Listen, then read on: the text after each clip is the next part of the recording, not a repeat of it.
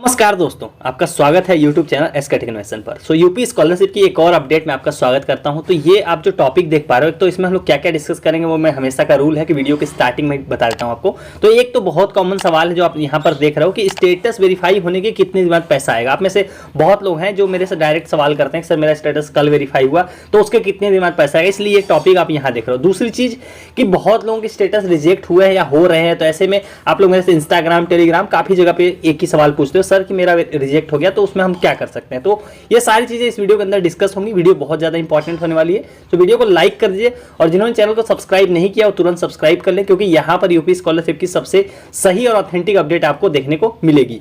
तो चलिए चलते हैं वीडियो की तरफ। तो सबसे पहले देखिए, मैंने आज 6 घंटे पहले ये पोल डाला था, आप लोगों से पूछा था कि रिजेक्ट आपका क्या इस रीजन पे से हुआ है।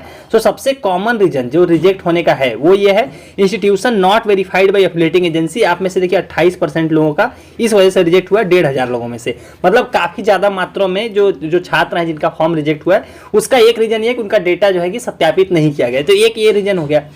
दूसरी बात, मैंने एक ये पोल और डाला था जिसमें ओवरऑल मैंने पूछा था, तो इसमें आप लोगों ने करीब 4500 लोगों ने वोट किया है। तो उसमें 72% लोगों का वेरीफाई हो गया और 17% लोगों का रिजेक्ट और 11% का पेंडिंग है। तो बेसिकली सबका कॉमन एक ही सवाल है कि सर इसमें हम कर क्या सकते हैं, वो चीज़ें हम लोग डिस्कस कर लेते हैं पहले। तो देखिए, पहले चीज़ें ये मैंने आपको ऑलरेडी दिखाया था कि सिर्फ 3 रीजन से जिनका रिजेक्ट हुआ है उनके उम्मीद वो लोग रख सकते हैं कि उनका स्टेटस बदलेगा, और ऑलरेडी बदल भी रहा है। देखो इस नोटिस में 3 जो है कि रीजन लिखे हुए हैं जिनका रिजेक्ट हुआ उनकी वजह से। बैंक से जिसका रिजेक्ट हुआ, मतलब बैंक का कुछ भी रीजन हो, चाहे यूआईडी नेवर इनेबल हो, चाहे IFSC code are not related to each other हो गया, या फिर यूआईडी डिसेबल, या किसी भी रीजन से, या फिर पीएफएमएस बैंक वाला जो रीजन हो गया। तो बैंक का रिजेक्ट की वजह से अगर आपका rejected by district scholarship committee show हुआ है, तो आप में से बहुत लोगों के स्टेटस ऑलरेडी वो वाले चेंज हुए, पहले पेंडिंग में, पेंडिंग से कल की डेट में वो वेरीफाई में भी चेंज कर दिए गए। तो ये ऑलरेडी हो गया पहला चीज। तो दूसरा चीज, जिसका रिजल्ट घोषित नहीं हुआ और जिसमें संस्था को एफिलिएटिंग एजेंसी द्वारा वेरीफाई नहीं किया गया, तो ये जो 2 रीजन है, इन पे देखिए क्या लिखा हुआ है नीचे, इन विषयों पर बाद में निर्णय लिया जाएगा। यहाँ पर आप लोग देख सकते हैं नीचे ये लाइन भी लिखी हुई है, तो बाद में निर्णय लिया जाएगा। ये चीज इसलिए लिखी हुई है क्योंकि इस पे तो ऑलरेडी निर्णय लिया गया, इनको वेरीफाई कर दिया गया। अब इन दोनों पे अभी भी डिसीजन नहीं लिया गया। अब एक कॉमन सवाल आ रहा होगा कि इन तीनों के अलावा जितने भी रिजेक्ट हुए हैं, जैसे मान लो इन तीनों के अलावा जैसे आपका मार्क्स मिसमैच करके रिजेक्ट किया गया हो, इनरोलमेंट रोल नंबर करके आपका रिजेक्ट किया गया हो, चाहे आपका यूपी बोर्ड आईसीएसई बोर्ड करके रिजेक्ट किया गया हो, तो ये अगर रीजन चाहे 60% से कम पे रिजेक्ट किया गया, तो ये तीनों के अलावा जो भी आपके इन रीजन के जिनका भी मैंने नाम लिया, अगर इनकी वजह से रिजेक्ट हुआ तो आप मतलब आपका इस साल मतलब छात्रवृत्ति नहीं आएगी, वेरीफाई नहीं करेंगे। वो एक शर्त पे वेरीफाई हो सकता है, वो अगर आपने करेक्शन किया और डॉक्यूमेंट सबमिट किए हो तो आपका वेरीफाई होगा, जिसकी ऑलरेडी डेट बीत चुकी है। डेट कैसे बीत चुकी है मैं बताता हूँ आपको। DWO का टाइम था 10 मार्च तक सब कुछ वेरीफाई करने का। उसके बाद उन्होंने लेटर लिख के लखनऊ उसको बढ़वाया, 2 दिन तक बढ़वाया था, यानी 12 तारीख तक। तो आज है 13 तारीख, तो उनका टाइम जो है कि कल की डेट में जो है कि समाप्त हो गया है। तो जितने वेरीफाई और रिजेक्ट होने थे वो कल की डेट में मैक्सिमम हो गया। अब जो बचे हैं, जो सस्पेक्ट वाले हैं, जैसे किसी का भी पेंडिंग में भी होगा, तो वो NIC लखनऊ से ही होगा, जो कि हो रहा है। आज की डेट में कोई स्टेटस नहीं बदले, आपको मालूम है। कल मॉर्निंग में जिनका पेंडिंग है उनका हो जाएगा। बाकी लोग जो बाकी सॉलिड रीजन जिनका मैंने नाम लिया, अगर उस रीजन से आपका रिजेक्ट हुआ है तो आप चाहे कहीं भी कंप्लेंट कर दो या कुछ भी कर दो, उसमें अब आपका कुछ भी नहीं हो सकता। तो छात्रवृत्ति से जुड़ी कोई भी अपडेट पाने के लिए या फिर अपना स्टेटस चेक करने के लिए, आपको अपना छात्रवृत्ति स्टेटस चेक करना हो या फिर आपको पीएफएम से बैलेंस चेक करना, आपको अपने मोबाइल में गूगल सर्च करना सरकारी जॉब फाइंड। आपके सामने देखिए ये वेबसाइट खुलकर आ जाएगी, जो पहले नंबर वेबसाइट आएगी, बस आपको इसको ओपन कर लेना है। यहाँ पर देखिए सरकारी जितने भी चीजें होती हैं, सारे अपडेट्स इस वेबसाइट पर आपको मिल जाएंगे। जितनी भी न्यूज होती हैं या फिर वैकेंसी अपडेट होती है, सारी इस वेबसाइट में मिल जाएंगी।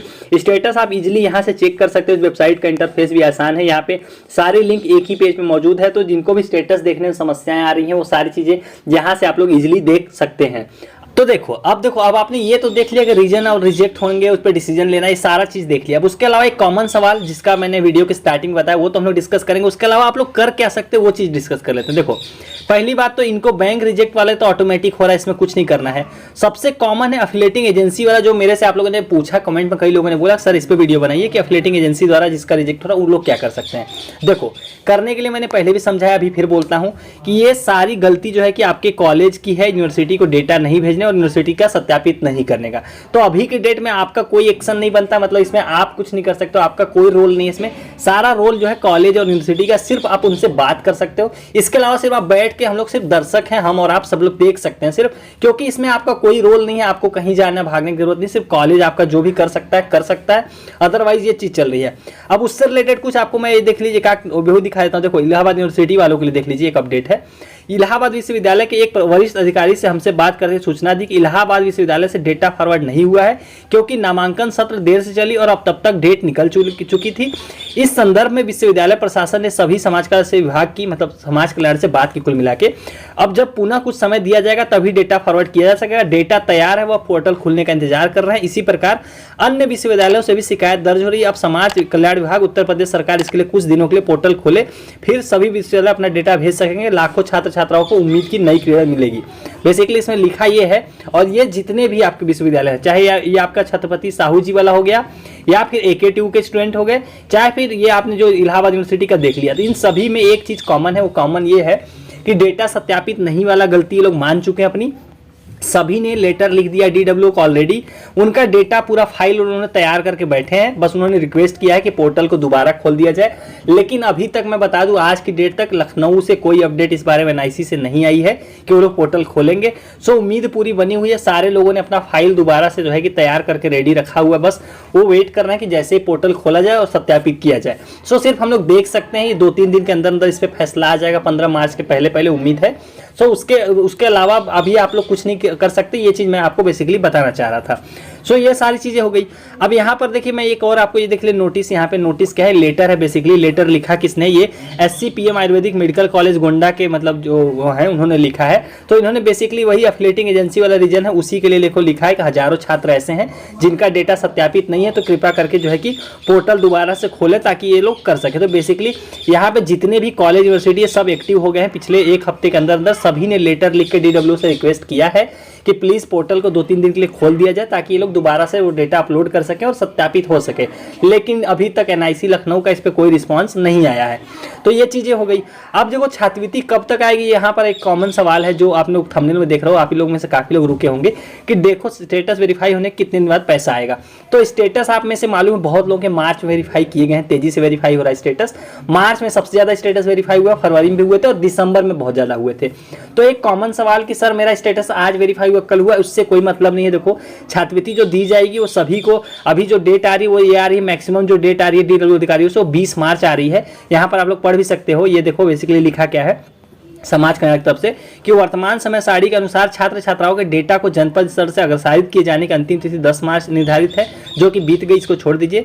धनराशि पात्र छात्रों के खाते में PFMS द्वारा स्थानांतरित जो करना है, मतलब भेजा जाना है, वो 20 मार्च तक नियत है, मतलब 20 मार्च 2023 तक बोल रहे हैं। और सुबह की मैंने नोटिस में भी आपको दिखाया था, जो DW अधिकारी से आया था कि 20 मार्च तक भेजा जाएगा। और ये जो ऑफिशियल सर्कुलर है इसमें भी जो डेट लिखी हुई है वो लिखी हुई है 20 मार्च तक। देखिए यहाँ पर आप लोग पढ़ लीजिए कि जो जनपद स्तरीय विभागीय अधिकारी के डिजिटल सिग्नेचर से लॉग डेटा के आधार पर जो पेमेंट किया जाना है, छात्रों की जो छात्रवृत्ति भेजी जानी है, वो 20 मार्च 2023 तक संपन्न की जानी है। वो 16 से देखिए शुरू होगी। आप लोग यहाँ पे आपको समझ में नहीं आ रहा होगा कि 15 तक ये प्रोसेस चलेगा और 20 तक ये चलेगा, यानी कि 16 से लेकर 20 तक यहाँ सर्कुलर में लिखा हुआ। लेकिन यहाँ पर एक बात आपको समझने की है जो आपको शायद ही कोई बता पाएगा, इस सर्कुलर में थोड़ा सा डेट का इधर उधर हो गया है। वो रीजन ये है कि DW ने अपने लिए डेट बढ़वाई 2 दिन की, यानी कि जो काम 10 मार्च तक खत्म होना था वो खत्म हुआ है 12 मार्च को।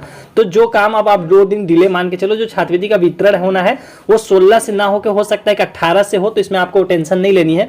बेसिक जो आपको मतलब ये जान लेना, बोल्ड लाइन में ये समझ लीजिए आप लोग, मेन जो लाइन है मेन मतलब ये समझ लीजिए कि मार्च 31 के पहले छात्रवृत्ति का डिस्ट्रीब्यूशन हो जाएगा सभी का। अभी के जितने भी अपडेट नोटिस सर्कुलर है सारे से तो बस यही पता चल रहा है कि मैक्सिमम 31 मार्च तक जिनका भी वेरीफाइड है सभी की छात्रवृत्ति भेज दी जाएगी।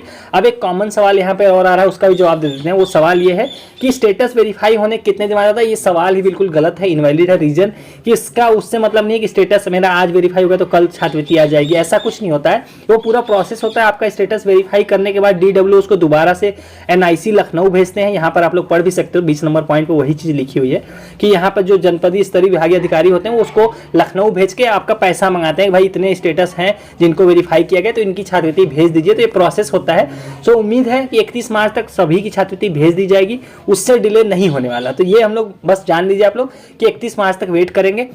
छात्रवृत्ति आ जाएगी। और ट्वीट तो मैं लगातार आप लोगों के लिए करता रहता हूं, तो ट्विटर पे जो लोग नहीं जुड़े हैं वो डिस्क्रिप्शन में, इसी वीडियो के डिस्क्रिप्शन में इंस्टाग्राम की लिंक मिल जाएगी आपको, ट्विटर की लिंक मिल जाएगी, तो सारी जगह से आप लोग मेरे से कनेक्ट हो जाइए अगर आपके कोई सवाल हो तो। सो चलिए गाइज, इस वाली वीडियो में इतना ही। उम्मीद करता हूँ वीडियो इन्फॉर्मेटिव लगी हो। वीडियो को लाइक करके जाना और जिन्होंने चैनल को सब्सक्राइब नहीं किया है वो भी कर लें। So thank you for watching.